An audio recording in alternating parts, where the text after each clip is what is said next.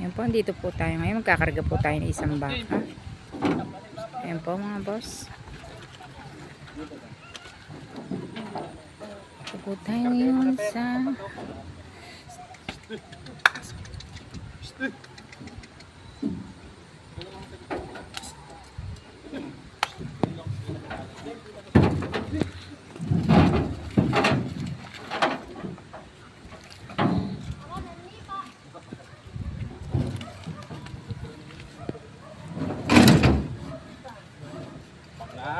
ang laki.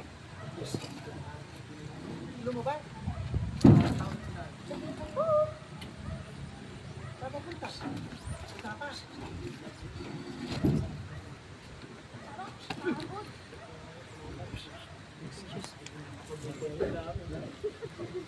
Papulo ka lang yata.